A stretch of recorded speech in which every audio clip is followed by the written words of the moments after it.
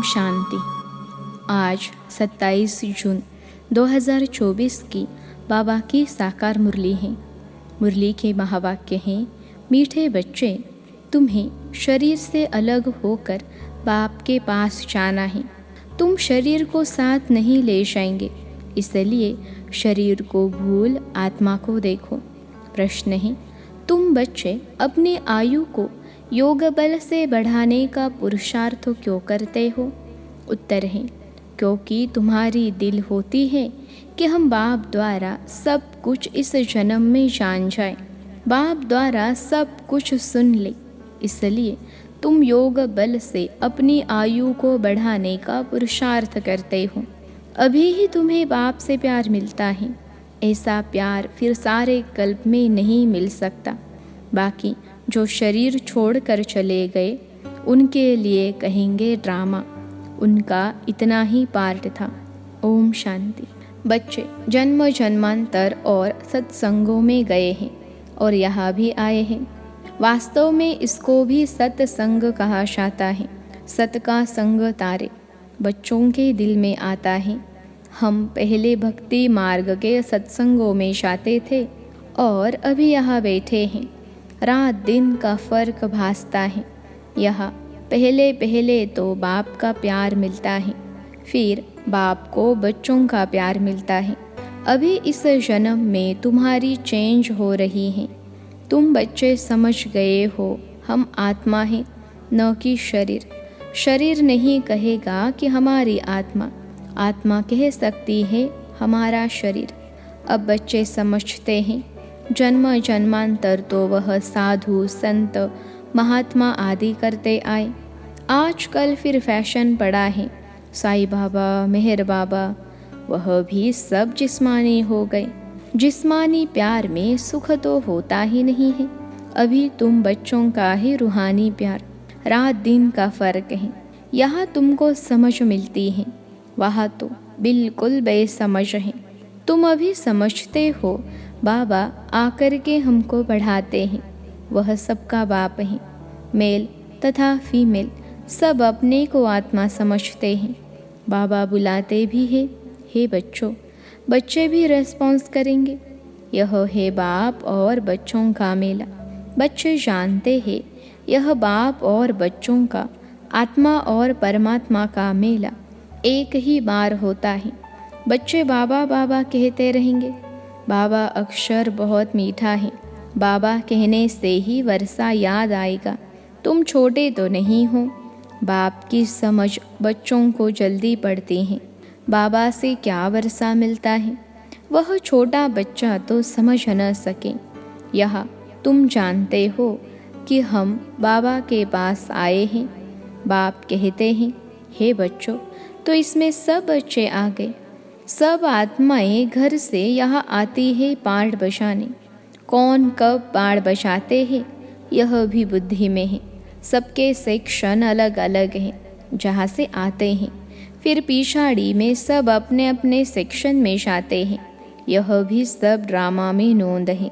बाप किसको भेजते नहीं हैं, ऑटोमेटिकली यह ड्रामा बना हुआ है। हर एक अपने अपने धर्म में आते रहते हैं।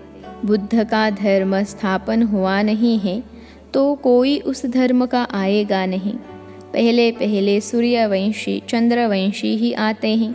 जो बाप से अच्छी रीति पढ़ते हैं वही नंबरवार सूर्यवंशी चंद्रवंशी में शरीर लेते हैं।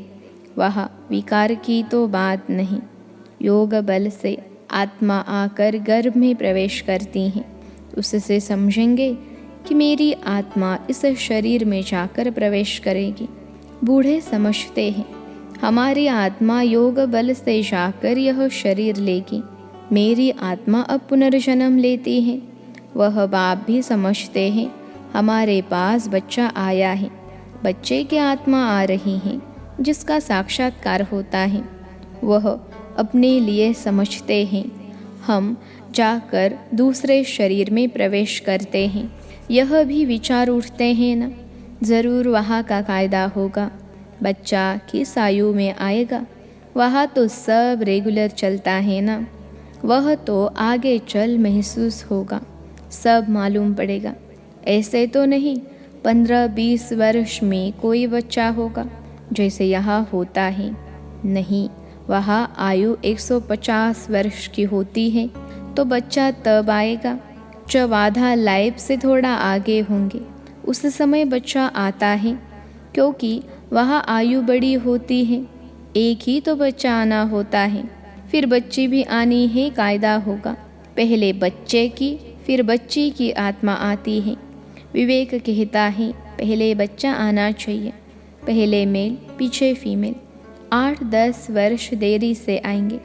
आगे चल तुम बच्चों को सब साक्षात्कार होना है, कैसे वहाँ के रस्म रिवाज हैं। यह सब बातें नई दुनिया की बाप बेर समझाते हैं। बाप ही नई दुनिया स्थापन करने वाला है। रस्म रिवाज भी ज़रूर सुनाते जाएंगे, आगे चल बहुत सुनाएंगे और तब साक्षात्कार होते रहेंगे। बच्चे कैसे पैदा होंगे कोई नई बात नहीं। तुम तो ऐसी जगह जाते हो जहाँ कल्प कल्प जाना ही पड़ता है। वैकुंठ तो अब नज़दीक आ गया है, अब तो बिल्कुल नज़दीक ही आकर पहुँचे हो।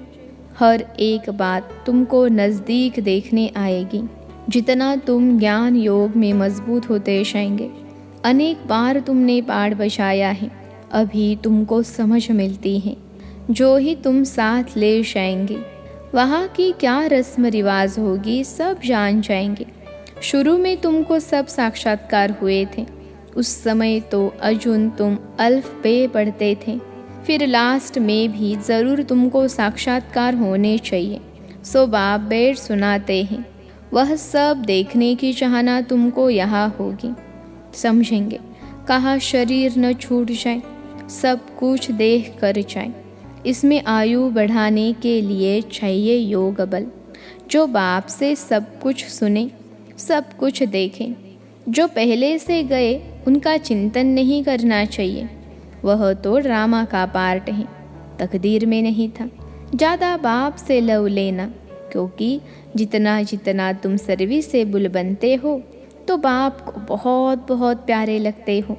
जितना सर्विस करते हो, जितना बाप को याद करते हो, वह याद जमती रहेगी।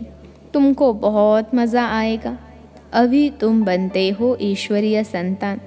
बाप कहते हैं तुम आत्माएं हमारे पास थी ना, भक्ति मार्ग में मुक्ति के लिए बहुत परिश्रम करते हैं। जीवन मुक्ति को तो जानते नहीं। यह बहुत लवली ज्ञान है, बहुत लव रहता है। बाप भी है, टीचर भी है, सदगुरु भी है। सच्चा सच्चा सुप्रीम बाबा है जो हमको 21 जन्मों के लिए सुख धाम में ले जाते हैं। आत्मा ही दुखी होती है, दुख सुख आत्मा ही महसूस करती हैं। कहा भी जाता है पापात्मा पुण्य आत्मा। अभी बाप आए हैं हमको सभी दुखों से छुड़ाने। अभी तुम बच्चों को बेहद में जाना है, सब सुखी हो जाएंगे, सारी दुनिया ही सुखी हो जाएगी। ड्रामा में पार्ट हैं, उनको भी तुम समझ गए हो। तुम कितना खुशी में रहते हो। बाबा आया है हमको स्वर्ग में ले चलने लिए। हम सब आत्माओं को स्वर्ग में ले जाएंगे। बाप धैर्य देते हैं, मीठे मीठे बच्चों, मैं तुमको सब दुखों से दूर करने आया हूँ। तो ऐसे बाप से कितना प्यार होना चाहिए। सभी संबंधों ने तुमको दुख दिया है, यह है ही दुखदायी संतान। तुम दुखी होते दुख की ही बातें सुनते आए हो। अब बाप सब बातें समझा रहे हैं, अनेक बार समझाया है और चक्रवर्ती राजा बनाया है। तो जो बाप हमको ऐसा स्वर्ग का मालिक बनाते हैं, उन पर कितना प्यार होना चाहिए। एक बाप को ही तुम याद करते हो, सिवाय बाप के और कोई से संबंध नहीं। आत्मा को ही समझाया जाता है, यह सुप्रीम बाप के बच्चे हैं। अब जैसे हमको रास्ता मिला है, फिर औरों को भी सुख का रास्ता बताना है। तुमको सिर्फ आधा कल्प के लिए ही नहीं, पौना कल्प के लिए सुख मिलता है। तुम पर भी कई कुर्बान जाते हैं, क्योंकि तुम बाप का संदेश बताकर सब दुख दूर कर देते हो। तुम समझते हो इन्हें भी यानी ब्रह्मा को भी यह नॉलेज सुप्रीम बाप से मिलती है। यह फिर हमको पैगाम देते हैं, हम फिर औरों को पैगाम देंगे। बाप का परिचय देते सब बच्चों को जगाते रहते हैं अज्ञान नींद से। भक्ति को अज्ञान कहा जाता है। ज्ञान और भक्ति अलग अलग हैं। ज्ञान सागर बाप अब तुम बच्चों को ज्ञान सिखला रहे हैं। तुम्हारे दिल में आता है। बाबा हर 5000 वर्ष बाद आकर हमें जगाते हैं। हमारा जो दीवा है उसमें घृत बाकी थोड़ा जा कर रहा है, इसलिए अब फिर ज्ञान घृत डाल दीप जगाते हैं। जब बाप को याद करते हैं तो आत्मा रूपी दीप प्रज्वलित होता है। आत्मा में जो कट चढ़ी हुई है वह उतरेगी बाप की याद से। इसमें ही माया की लड़ाई चलती है। माया घड़ी घड़ी भुला देती है और कट उतारने के बजाय चढ़ती जाती है, बल्कि जितना उतरी थी उससे भी जास्ती चढ़ जाती हैं। बाप कहते हैं, बच्चे मुझे याद करो तो कट उतर जाएगी। इसमें मेहनत है। शरीर की कशिश न हो, देही अभिमानी बनो। हम आत्मा हैं। बाबा के पास शरीर सहित तो जा नहीं सकेंगे। शरीर से अलग होकर ही जाना है। आत्मा को देखने से कट उतरेगी, शरीर को देखने से कट चढ़ती है। कभी चढ़ती कभी उतरती, यह चलता रहता है। कभी नीचे कभी ऊपर, बड़ा नाजुक रास्ता है। यह होते होते पिछाड़ी में कर्मातीत अवस्था को पाते हैं। मुख्य हर बात में आंखें ही धोखा देती हैं, इसलिए शरीर को न देखो। हमारी बुद्धि शांति धाम सुख धाम में लटकी हुई है और देवी गुण भी धारण करने हैं। भोजन भी शुद्ध खाना है, देवताओं का पवित्र भोजन है। वैष्णव अक्षर विष्णु से निकला है। देवता कभी गंदी चीज़ थोड़े ही खाते होंगे। विष्णु का मंदिर है जिसको नर नारायण भी कहते हैं।